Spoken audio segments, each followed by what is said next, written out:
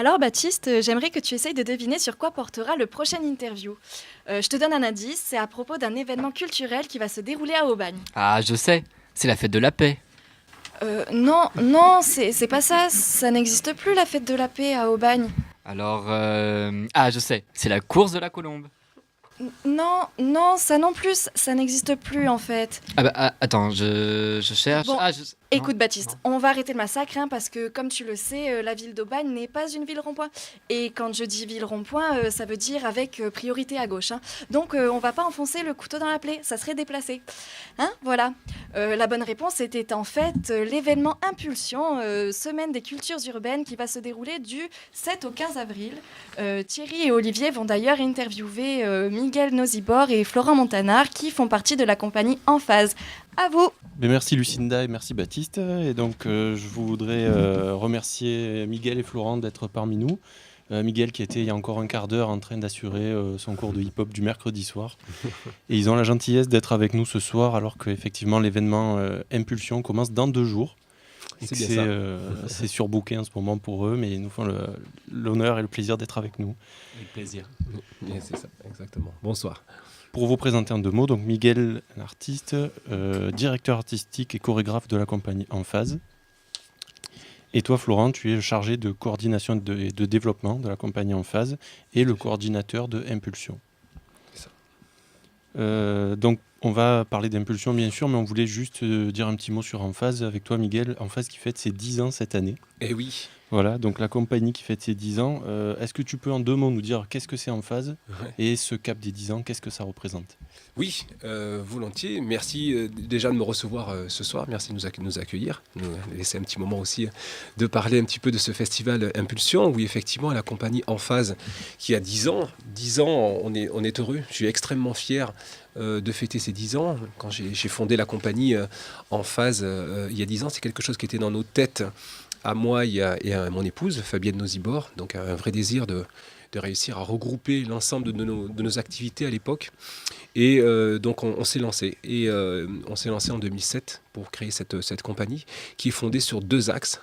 L'axe de la création, qui est destiné la plupart du temps à des lieux qui sont faits pour ça, c'est-à-dire plutôt les théâtres. Et un autre axe qui est la transmission. Pour moi, l'axe de la transmission et de la diffusion de spectacles, ces 2 axes sont, j'appelle l'aller-retour. Pour moi, dans mon fonctionnement, il est voilà, la création et la transmission font un jeu, c'est un jeu permanent entre l'un et l'autre. Et voilà, c'était important et vital pour moi. Donc, créer la compagnie sur ces 2 axes-là. Donc, la transmission, effectivement, c'est donner des cours, des ateliers, des stages dans différents lieux et même dans des endroits qui ne sont pas forcément faits pour ça.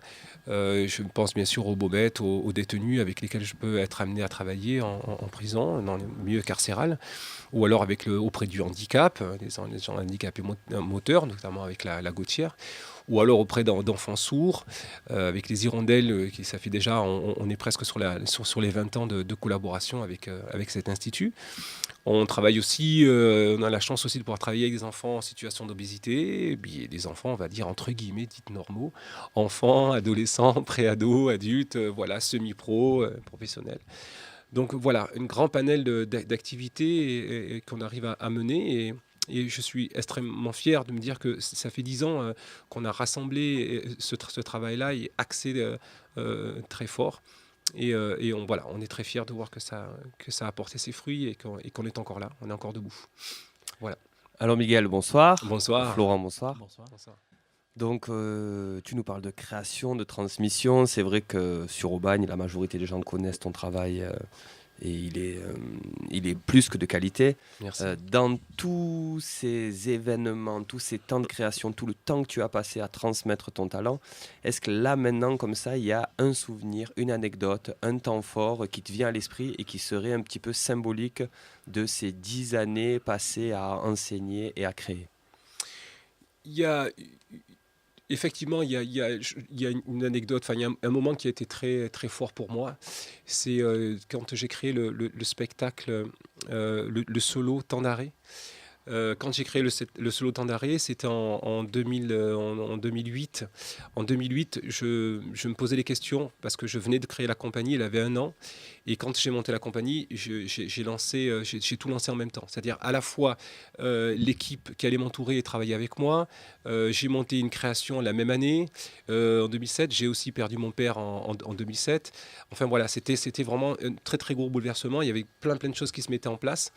Et j'étais aussi démotivé par un certain nombre de gens de la profession qui me disaient, mais surtout par les temps qui courent, parce qu'on était dans le début de la crise, et tu devrais plutôt t'assurer de travailler avec les compagnies avec lesquelles tu bosses et pas te lancer comme ça, c'est très risqué. Donc j'avais aussi ça dans la tête, et en même temps, mais mon cœur me disait qu'il fallait que j'y aille. Donc quand je vous ai décrit tout ça, c'était une année difficile, 2007, et 2008, j'ai eu besoin de m'arrêter, de me dire, bon, je vais où, comment, je regarde en arrière, qu'est-ce que j'ai fait jusqu'à présent, où je suis aujourd'hui et comment je me projette.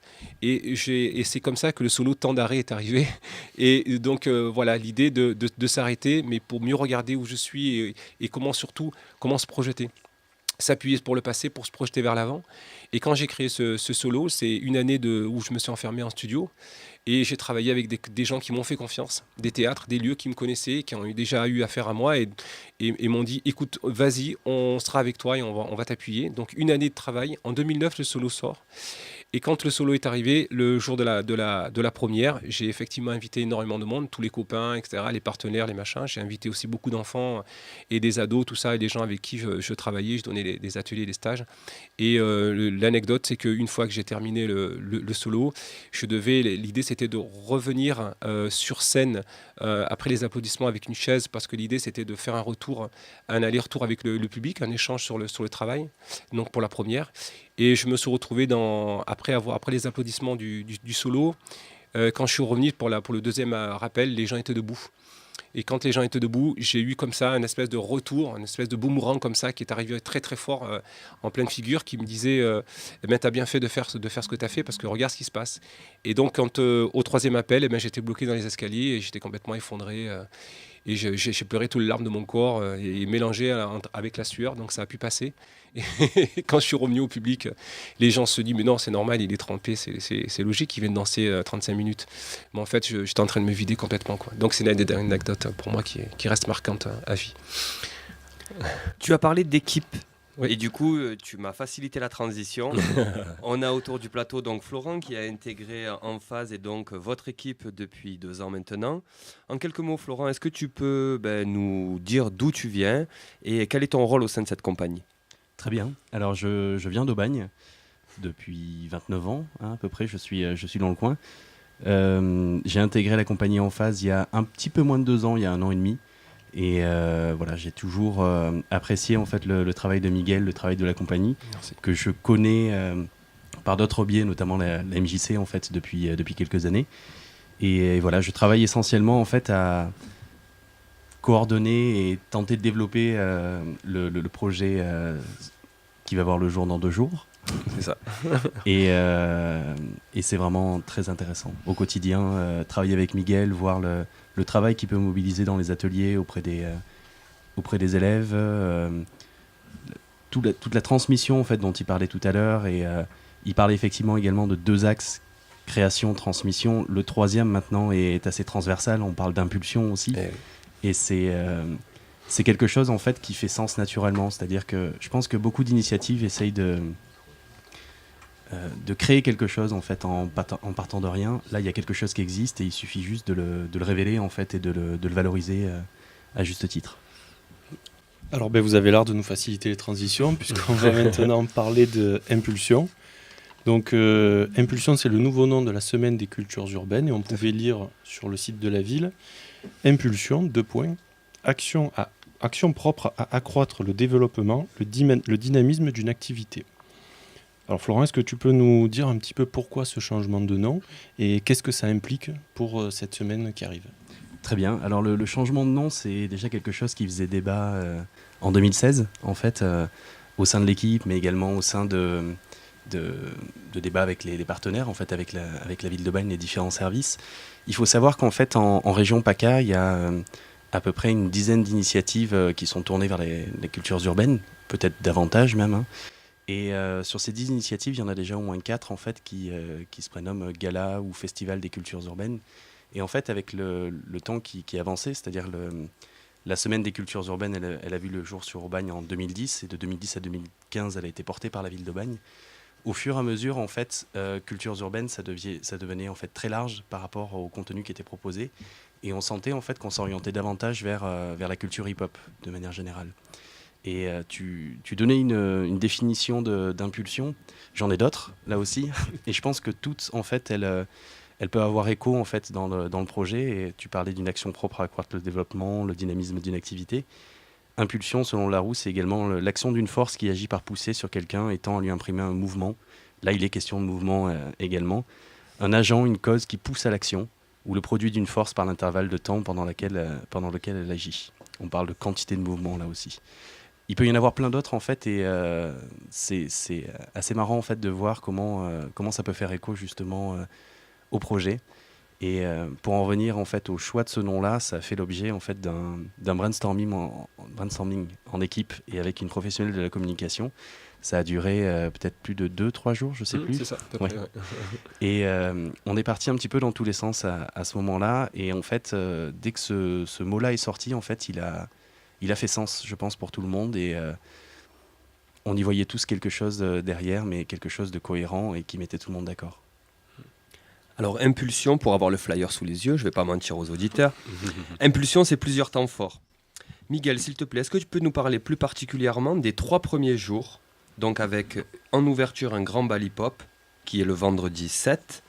Le samedi 8, on aura un battle de danse.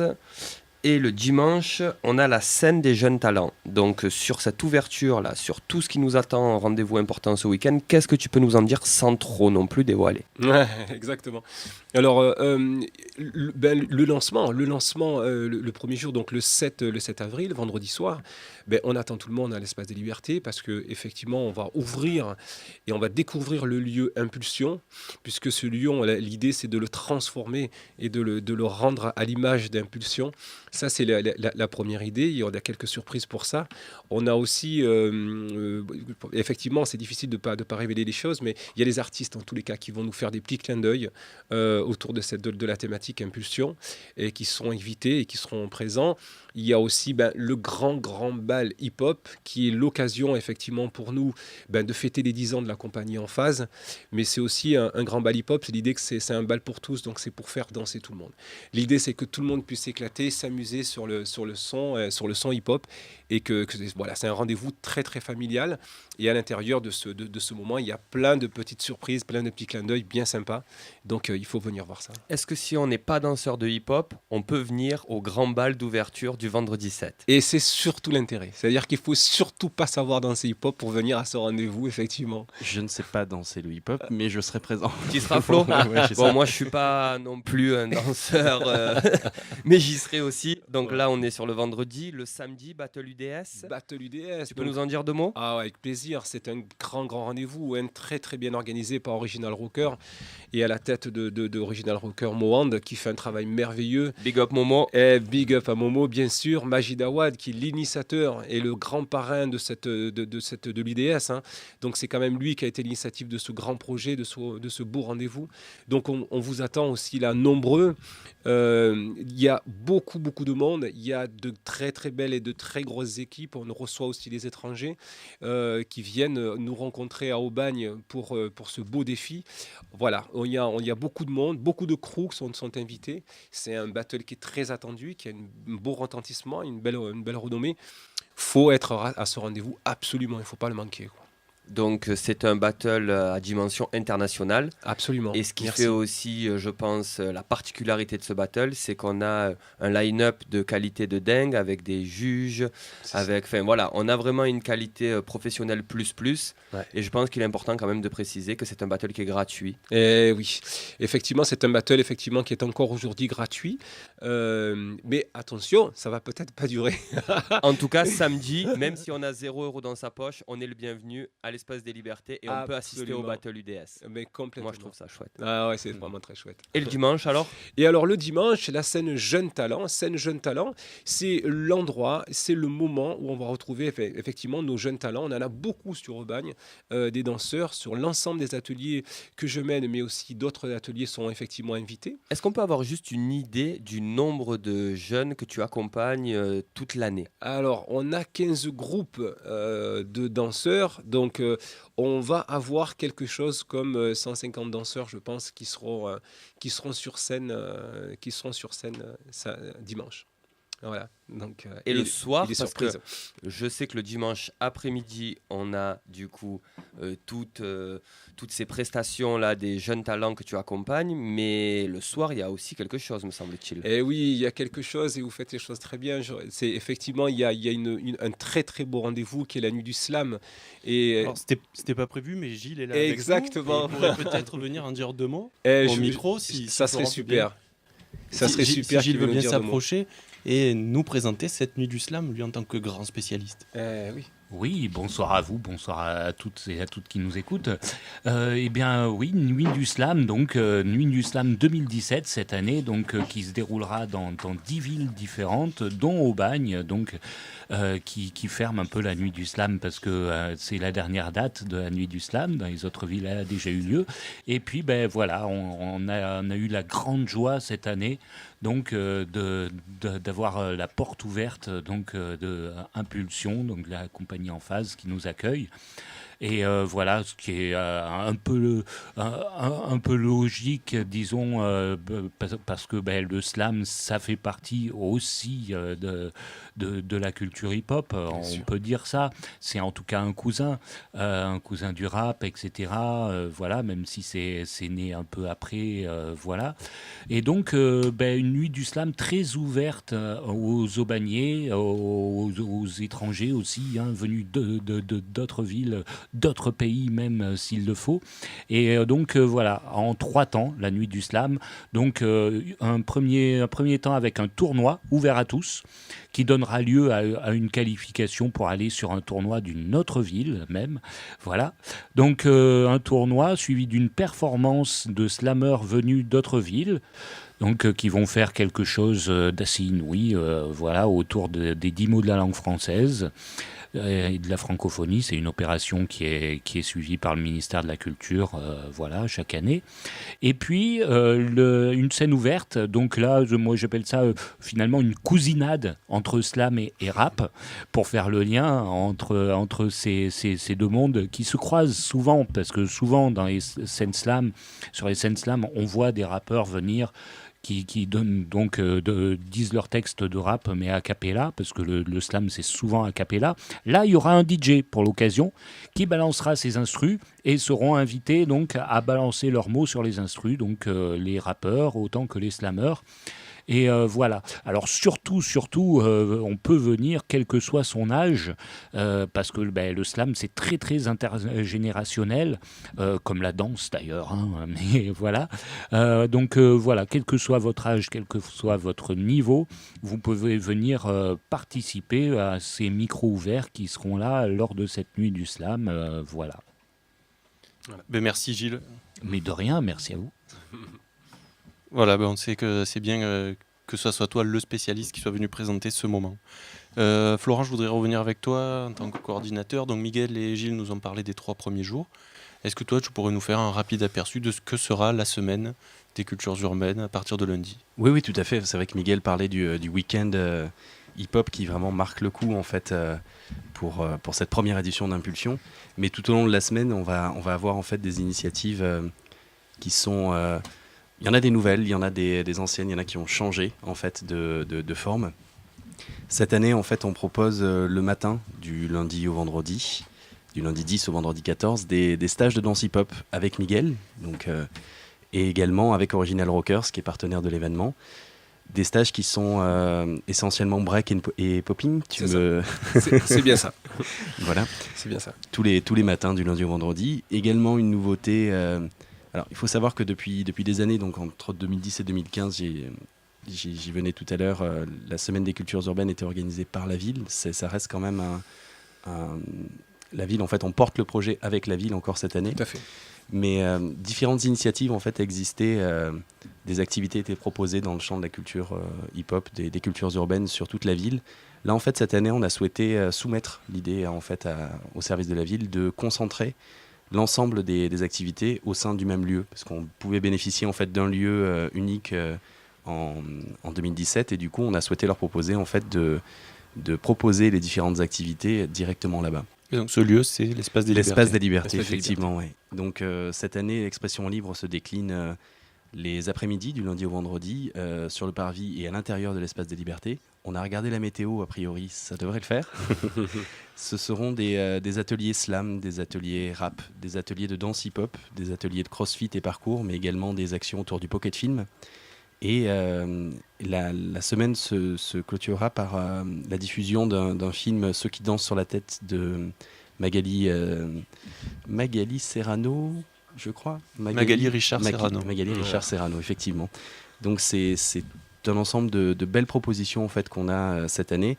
Et j'en profite pour faire un nouveau clin d'œil en fait, à Gilles Bois, parce que les ateliers slam, c'est Gilles qui les proposera. Voilà. D'accord, donc il y a une projection le vendredi soir à la médiathèque, mais me semble-t-il, il y a aussi une projection en semaine au cinéma Le Pagnol. Absolument. Effectivement, oui. Alors on va avoir droit à quoi? Alors cette année, nous avons droit pour une première édition, en fait, un premier partenariat avec Alcimé qui organise le FIFA, le Festival international du film d'Aubagne, à la projection du film Brooklyn, un long métrage de Pascal Tessot, qui nous fait le plaisir également d'être présent mardi. Donc c'est mardi au cinéma Le Pagnol à 19h.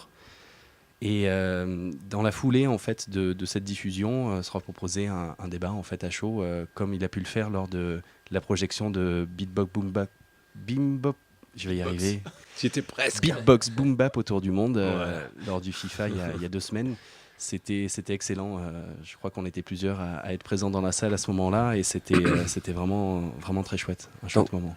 Intégrer en phase, si j'ai bien compris, c'est aussi apprendre des nouveaux mots comme popine, beatbox. On élargit son vocabulaire et on l'enrichit surtout. J'ai même eu du mal sur brainstorming tout à l'heure. Exactement. Et puis je précise que ce qui est intéressant avec le film Brooklyn, c'est qu'il fait justement le croisement avec le slam et le rap, justement, dans le film. Ouais. Et voilà, c'est un réalisateur qui a fait aussi un reportage sur le slam qui s'appelle Slam, ce qui nous brûle. Bravo. C'est un joli pont.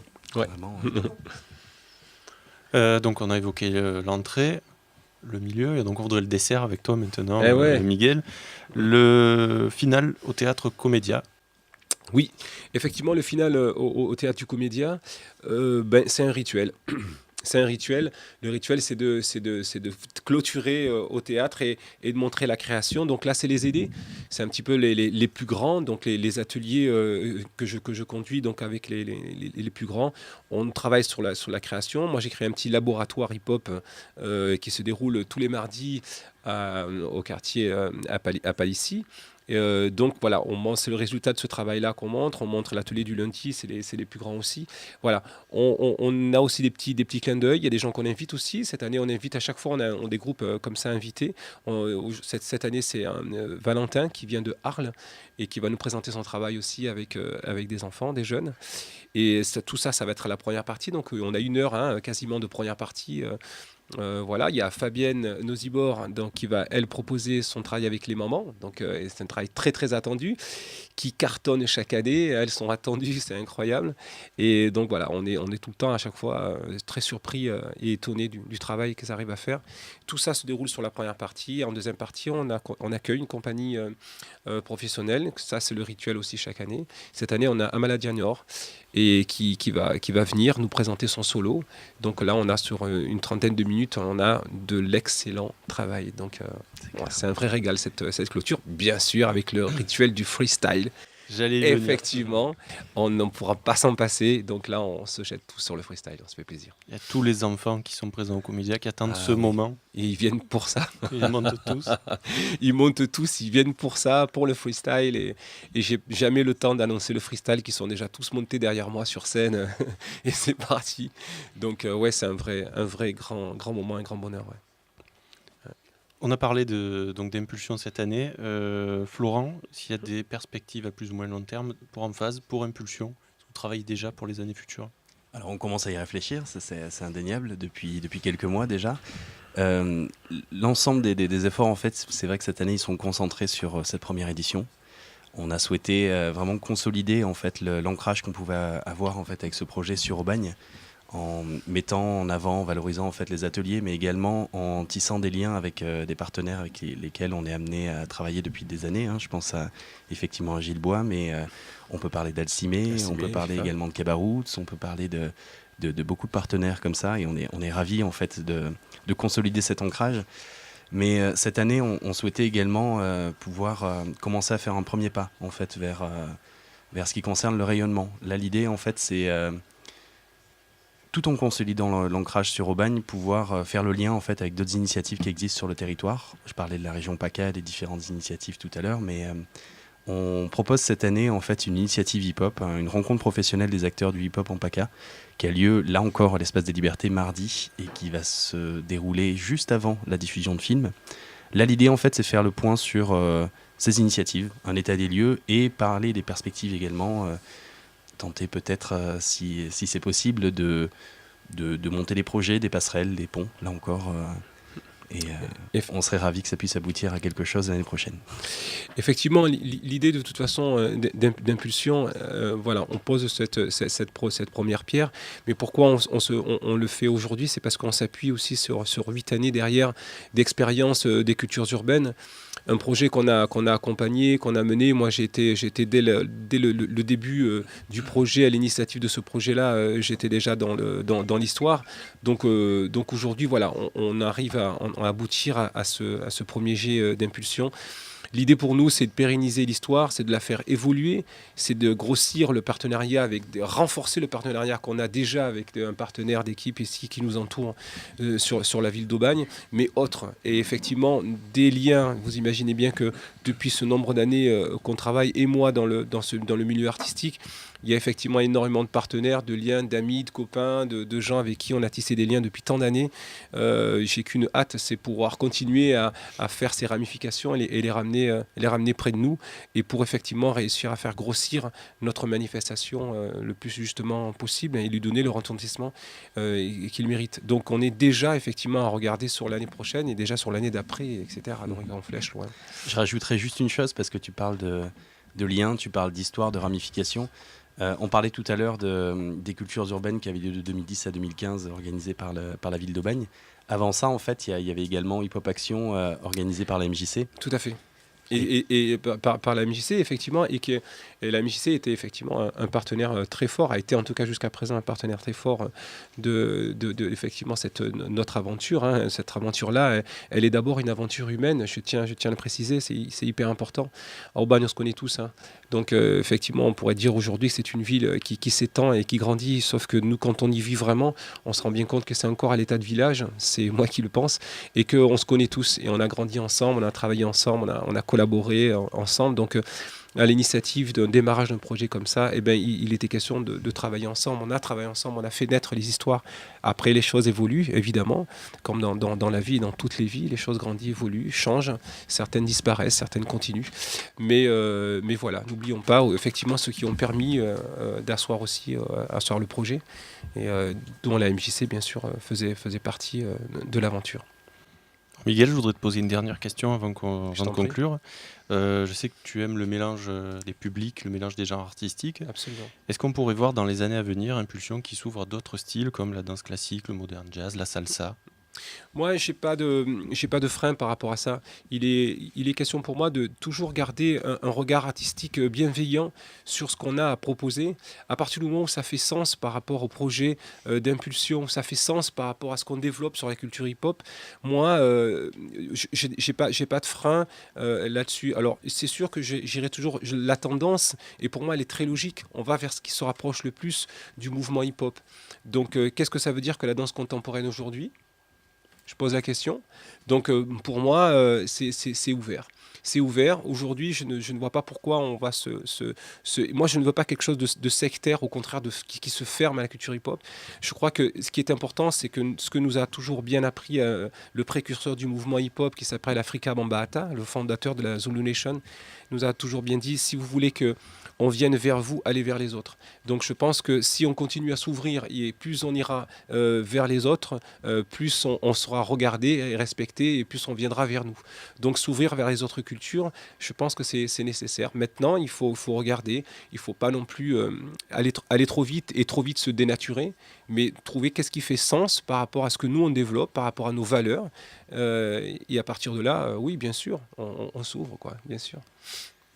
Miguel, merci beaucoup. Merci à vous. Florent, merci beaucoup. Donc, on sait qu'il y a une grosse semaine là qui s'annonce. Exactement. Je vais rappeler donc quelques points du programme. Alors, le programme est super riche. Franchement, j'ai le flyer sous les yeux. On ne sait plus dans quel sens le lire tellement qu'on vous propose de choses. Mais en gros, on va démarrer le 7 avril avec une ouverture Grand Bal Hip Hop Espace des Libertés.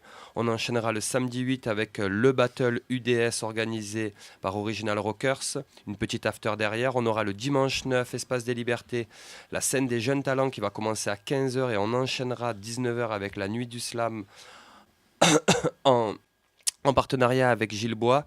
Donc tout ça, c'est une entrée libre.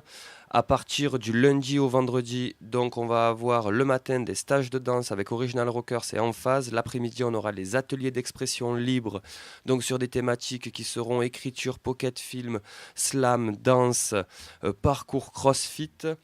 En même temps, on aura donc du coup le mardi à 19h la projection du film Brooklyn de Pascal Tessot au cinéma Le Pagnol. Le vendredi 14, projection du film Ceux qui dansent sur la tête à la médiathèque Marcel Pagnol.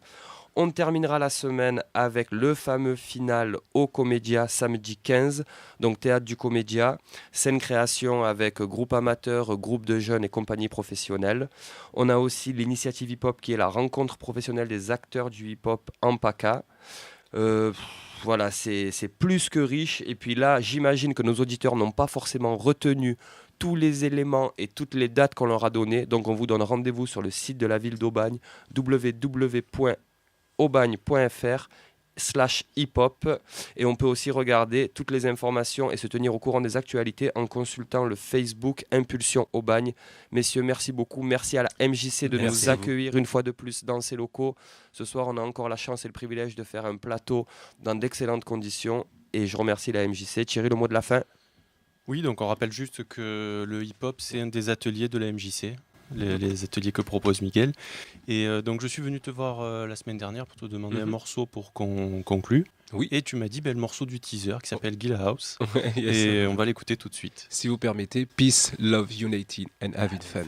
Bonsoir, merci. Merci. Do it.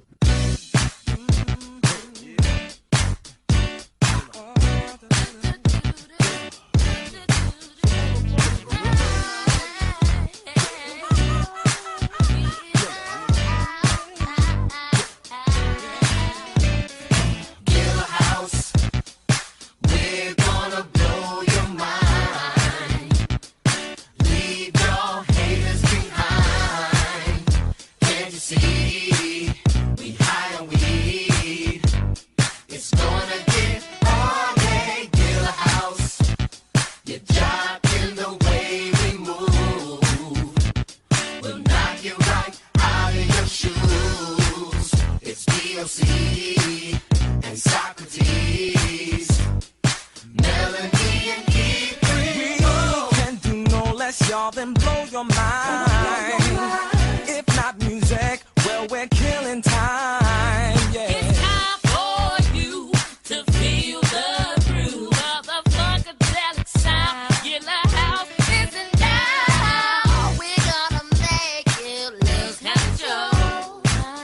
Giving you real music for the soul. If you got to get away, all you have to do, yeah, just keep living for music. House, we're gonna blow your mind. Leave your haters behind. Can't you see? We high on weed. It's gonna get all day. Gila House, you're jocking the way we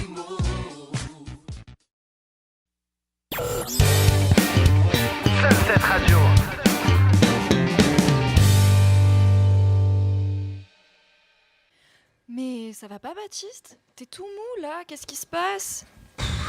Tu sais, bah non, je suis triste et tout, là, parce que voilà, c'est le printemps, les beaux jours, et franchement, moi je préfère quand les gens vont mal pour pouvoir me moquer d'eux, et donc non, en ce moment ça va pas. Bon, j'avoue, t'as raison, ça fait du bien de se moquer des gens, mais j'ai une meilleure solution pour toi. L'art-thérapie, que ça s'appelle. C'est quoi ça encore, un truc de hippie? Justement, notre agent Alexia est là pour nous en parler, on l'écoute. Et je suis de retour avec un micro qui marche cette fois-ci. Donc alors moi j'ai été bien embêtée pour traiter mon sujet sur l'art-thérapie parce que je vais à la base avoir une invitée pour pouvoir faire l'interview. Mais celle-ci a dû annuler son intervention, sa venue sur notre plateau. Donc d'ailleurs Aline, si tu nous écoutes, on te souhaite un prompt rétablissement. Oui, donc faute d'invité à interviewer, j'ai dû transformer mon intervention en chronique. Et la chronique, c'est un exercice dans lequel je ne suis pas très douée, je dois bien l'avouer. Donc je me suis dit, Alexia, pour réussir ta chronique sur l'art-thérapie, essaye de la rendre drôle. Mais là, problème, j'ai eu beau essayer de faire rire au sujet de l'art, rien à faire. Pourtant, je suis drôle dans la vie. Non, je suis marrante. Oui, oui. Très marrante. Ah, Oui, vous aussi, oui, vous oui. trouvez que je suis marrante. Un Ben là, bout en rien. train. Rien du tout. Pas moyen. Donc après une nuit d'insomnie, j'avais bien trouvé 2-3 jeux de mots bidons avec le mot art, du style art artichaut. Bon, ça aurait fait énormément rire mon père qui est un ténor des jeux de mots bidons, mais ça aurait eu surtout le mérite de nous faire perdre beaucoup d'auditeurs. Et là, toujours durant cette nuit d'insomnie, j'ai pensé à notre marraine adorée, Nicole Ferroni. Et je me suis dit, je vais l'appeler pour lui demander. Dis donc, Nicole, comment tu fais, toi, pour faire rire avec des sujets pas super drôles, comme le CETA, la pauvreté, les campagnes électorales, tout ça? Et là, elle m'aurait répondu, écoute, Alex, oui, parce qu'elle m'appelle Alex. Si, on doit se faire une bouffe ensemble, un de ces quatre. Bon, elle ne sait pas encore, mais moi, ça fait partie de mes futurs possibles. Donc, elle m'aurait dit, Alex, donc, tu sais, d'abord, l'humour, c'est pas ton métier. Et puis, faire rire, c'est tout un art. Et là, bam, j'ai compris. Donc merci Nicole, hein, c'est adorable. J'ai compris, parce que l'humour, c'est pas mon métier, mais l'analyse, oui.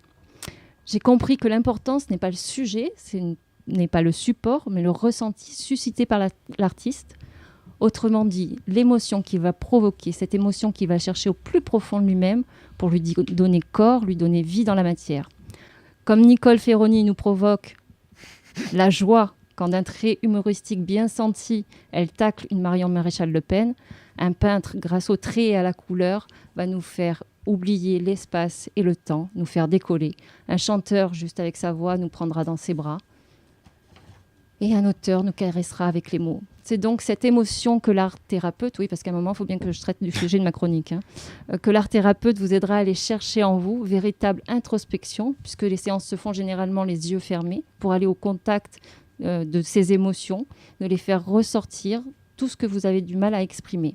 Et là, par la matière, la couleur, les formes, l'art-thérapeute vous guidera pour mettre à l'extérieur, donner vie, donner corps à tout ce qui était à l'intérieur et vous empêcher d'être libre.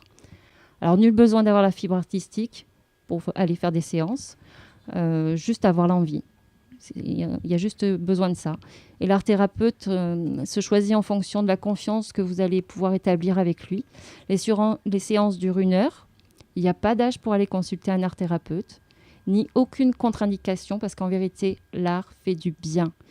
Et pour finir, je ne saurais que trop vous conseiller de modeler votre destin, de mettre des couleurs et des paillettes sur votre chemin, de faire danser vos désirs, de prononcer des mots qui touchent. Bref, d'être les artistes de votre vie, car finalement, en vrai, c'est ça qui est fun et drôle. Voilà, nous remercions tous les auditeurs d'avoir suivi ce On en parle spécial art et culture. Nous avons été très honorés de pouvoir faire ce plateau dans les locaux de la MJC une dernière fois. Nous allons nous quitter sur un dernier mot de la fin avec notre très cher Jean-Claude Van Damme. L'art et la culture, c'est important. Pourquoi? Dans 30 ans, il n'y en aura plus. Puis c'est important, c'est comme l'eau. Sans eau, tu meurs, c'est pareil. Sans art et la culture, tu meurs. Sans art et culture, on reste à terre, tu vois, c'est comme les cailloux. Même les plus légers, ils restent à terre, les rochers, pareil. Donc comment il faut faire, je vais te dire? Il faut apprendre, découvrir, ouvrir nos horizons pour pouvoir finalement nous envoler.